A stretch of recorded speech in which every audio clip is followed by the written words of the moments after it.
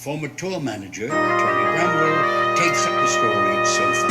You have to remember at this time, the Beatles actually didn't know who did what for them. They would call up Brian Epstein and ask for a barrel full of toenails, and the barrel full of toenails would appear the next day. They didn't know. It went down the line to Loch Boy to get the toenails, and it went back until Brian said, "Here's your toenails." So there was absolute chaos at the office.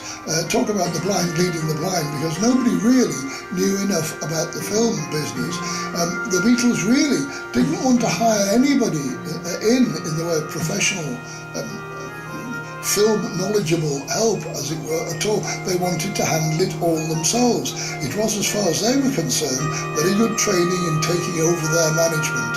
So there they were off on a coach trip with a film crew, with all these extras, and they were just used to turning up at places, and all their accommodation accounts had all been sorted out. So they had no idea how this sort of stuff worked, because they were pop stars then. We should have rolled up to this hotel about 8 o'clock at night, and because of delays with other things, it was about 2 o'clock in the morning, so nobody would go and knock on the door, because it looked as if it was all closed up. So we had one of the actors on the bus was a midget, so we decided to send him and knock on the door, but the door, there was a little window on the door, like up at the top of the door, so he was banging on the door asking if we could come in, and this voice was going, "Who is it, who is it?" Because they couldn't see him, he was hysterical in the bushes. But we finally got in. Well, the Beatles were used to just being able to turn up at places, and they were set up for them.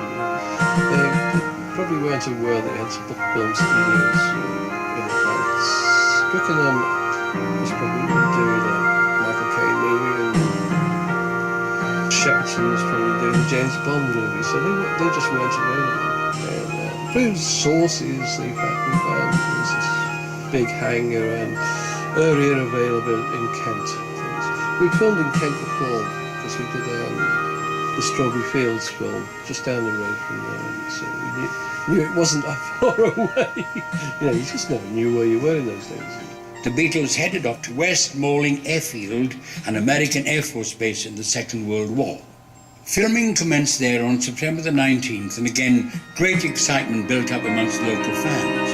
One such fan, Tim Baldock, has incredibly vivid memories of being caught up in the mystery tour hysteria.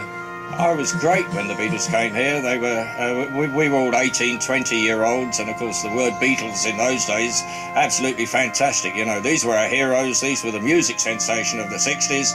Everybody in the area was absolutely amazed they were going to be in West Malling. So we all gathered, and we'd seen the buses going up and down all day. We'd seen John's psychedelic Rolls Royce. We'd seen George in his Mini. All the windows were smoked out, so we couldn't see them inside then. Funny thing was, my pal Stan Brown had the little tobacconist shop here in West Malling. Stan was a businessman, and obviously they'd approached him and asked if they could use his shop, but no way was Stan going to close and stop his customers coming in. He stuck out till 5:30, and then all of a sudden his shop was transferred into a big ticket office. There was placards everywhere, there were clapperboards. John was running about trying to borrow things to dress up in. He borrowed a hat, he borrowed a moustache, kept trying to stick the moustache on. He was going to be the ticket master.